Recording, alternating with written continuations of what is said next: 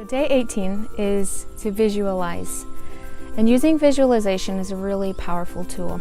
I once read a story about the way that Michael Phelps trains to be the best swimmer, as good as a swimmer as he is that first he visualizes his success. He visualizes how he's going to swim his races. And that there was even a race where he lost his goggles.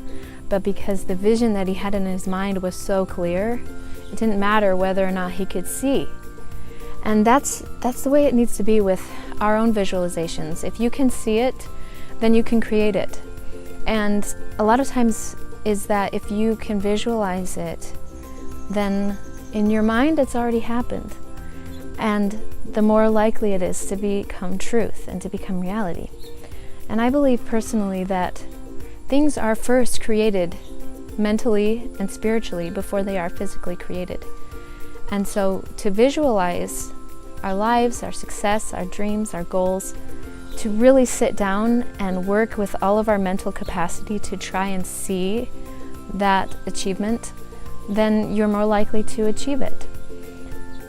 A good visualization practice is to create a vision board. And there are some really great apps that you can use to create vision boards on your devices. Or you can do the old-fashioned way, is to just get some old magazines and try to find some pictures that represent what your dreams and your visions are. And then to write down for yourselves what you want to do, be, and have. And I'll include the link in here of where I learned about that exercise, is to learn and write down do, be, and have. And that's the way to help to cultivate your vision. Because if you don't have a vision, you don't know why. You know, there's this whole thing about why you're doing these things. To understand why you're doing what you do, you need to have a vision. You need to be able to cultivate your why and to be grounded in that vision so that there's purpose in what you're doing. You know, when I read Man's Search for Meaning, Viktor Frankl, he was a prisoner, in concentration camps. And he said that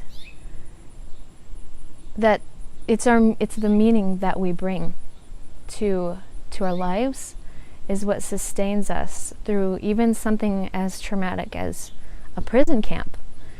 It's the people whose vision was limited by Easter we're going to be saved, or by Christmas we're going to be saved, or whatever it was. And then when Easter and Christmas came and went, those people had self-fulfilling prophecy, and most of them died on those days when they said that they would be liberated. And so in a way they were. But when they didn't put their trust in those events, but they put their trust in themselves and their capacities and the value that they could bring to the world, that's what sustained them and allowed even Viktor Frankl to survive the concentration camps. So our vision is incredibly powerful. It's not just our imagination. It's to actually sit down and create for ourselves, mentally and spiritually, the lives that we envision, and then start to create it in our realities. And that's what I challenge you to do today, is to create a vision board if that would help, and to start every day revisiting that vision and holding on to it. Following along, be sure to share this with your friends. Send them to homeandfamilyculture.com/cope to catch all the videos in the 30-day challenge. And then head over to Instagram and find me at Family Culture Podcast. Tag me in your stories and tell me about how this series is making an impact on you.